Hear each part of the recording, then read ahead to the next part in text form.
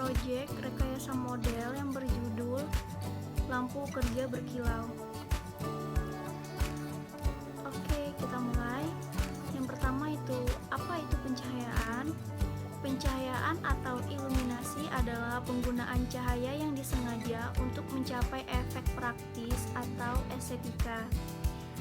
Pencahayaan mencakup penggunaan kedua sumber cahaya buatan seperti lampu serta penerangan alami dengan menangkap cahaya siang hari. Pencahayaan berperan penting di dalam sebuah ruang kerja yang menunjang produktivitas dan menyempurnakan estetika tampilan meja kerja. Agar selanjutnya ada apa itu lampu kerja, tak hanya menjadi penerangan tambahan ketika dibutuhkan, lampu meja juga bisa menjadi pelengkap dekorasi baik di kamar dan ruang kerja. Lampu kerja seperti apakah yang ingin diciptakan? Lampu kerja yang memiliki perpaduan modern dan klasik. Selanjutnya ada konsep. Lampu kerja ini mengusung gaya minimalis dan klasik berbahan kayu yang biasanya terinspirasi dari alam. Kehangatan kayu memberikan kesan natural di ruang kerja serta memiliki tampilan dengan warna coklat muda. Selanjutnya ada image board. Di sini saya mengambil ruang kerja bergaya minimalis dan modern. Terus di situ juga ada contoh lampu kerja yang berbahan kayu. Jadi saya akan membuat lampu kerja dengan gaya minimalis dan klasik yang berbahan kayu. Selanjutnya ada sejarah minimalis. Minimalisme atau seni minimal adalah aliran dalam seni lukis dan pahat sejak tahun 1960-an. Aliran ini cenderung mengurangi bentuk artistik atas dasar pertimbangan logika dan kesederhanaan. Muncul pertama kali pada suprematisme Rusia dan neoplatisisme Belanda. Tokoh-tokoh dalam aliran ini adalah Donald Judd, Robert Morris, Ronald Bladen, dan lain-lain. Pencahayaan pada sebuah ruang tentu saja punya pengaruh terhadap mood seseorang. Lebih-lebih kalau ruang itu dikhususkan sebagai ruang kerja. Penerangan yang redup biasanya bikin kita ngantuk. Jadi kalau buat ruang kerja, ya penerangannya harus maksimal agar bersemangat ketika menyelesaikan pekerjaan. Akan tetapi, ruang kerja yang terlalu terang akan menyilaukan, bahkan bisa menyiksa mata. Jadi diperlukan tata cahaya yang tepat agar kita nyaman bekerja di sebuah ruang. Pencahayaan yang kita butuhkan tentunya yang sesuai dengan aktivitas dan kebutuhan kita. Selanjutnya itu ada kelebihan dari gaya minimalis tersebut. Yang pertama itu ada bentuk yang sederhana. Salah satu hal yang digemari masyarakat berkaitan dengan desain minimalis adalah bentuknya yang sederhana dan apa adanya. Bentuknya mengacu pada fungsi dengan sangat sedikit dekorasi.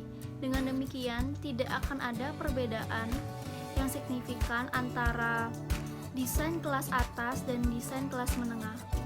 Hal ini yang membuat terjadinya keseimbangan desain dalam suatu kawasan. Yang kedua, ada pengerjaan yang mudah dan cepat. Desain minimalis dengan bentuk yang sederhana sehingga relatif mudah dikerjakan. Desain minimalis adalah pilihan desain yang selesai tercepat.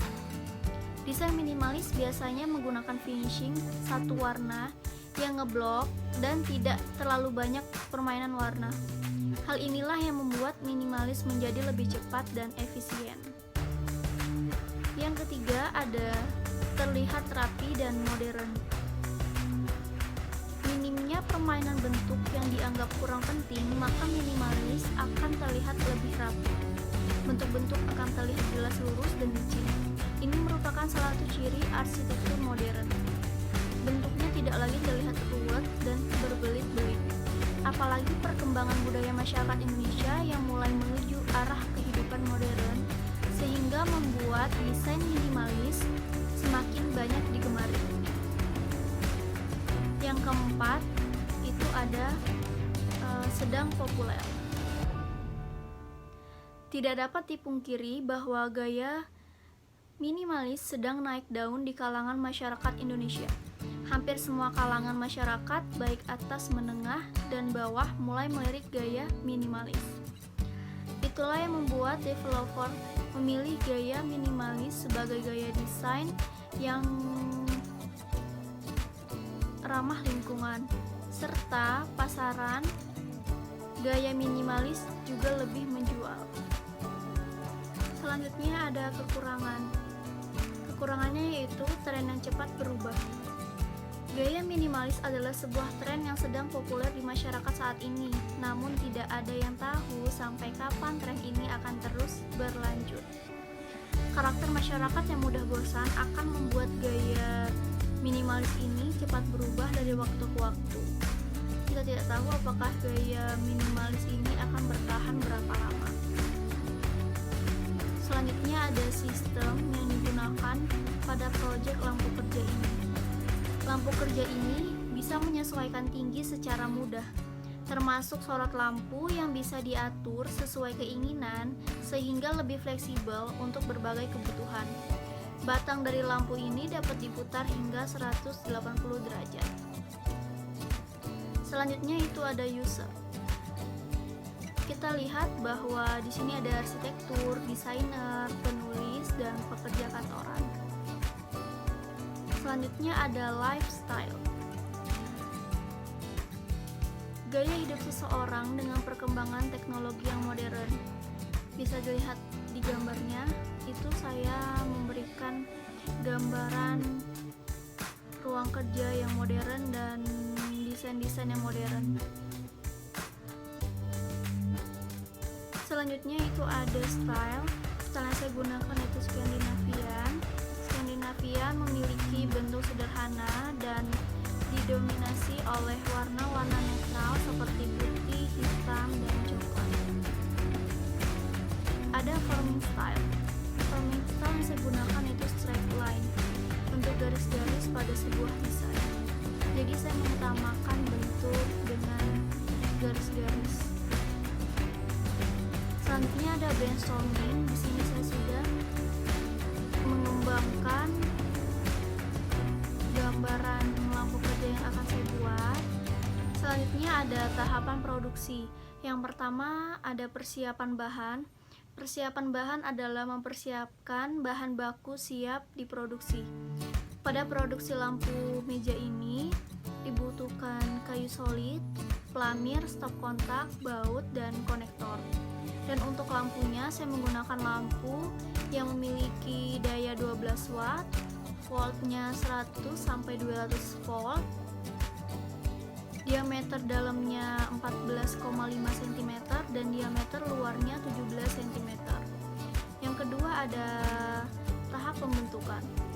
Tahap pembentukan adalah tahap yang dilakukan setelah proses perbahanan selesai. Pembentukan bahan baku tergantung pada jenis material, bentuk dasar material, dan bentuk produksi yang akan dibuat. Yang ketiga ada tahap finishing. Finishing atau pekerjaan akhir merupakan bagian yang sangat penting dalam proses pembuatan. Finishing pada lampu kerja saya ini berupa pelapisan permukaan. Finishing akan memberikan tampilan terhadap nilai jual produk. Selanjutnya ada final design. Desain yang akan saya buat seperti di gambar itu ada ukuran-ukurannya. Selanjutnya ada produk. Nah, ini dia hasil project rekayasa model saya, yaitu lampu kerja berkilau. Bisa dilihat di gambar.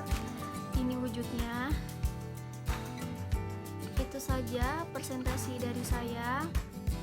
Jika ada salah kata saya mohon maaf. Wassalamualaikum warahmatullahi wabarakatuh.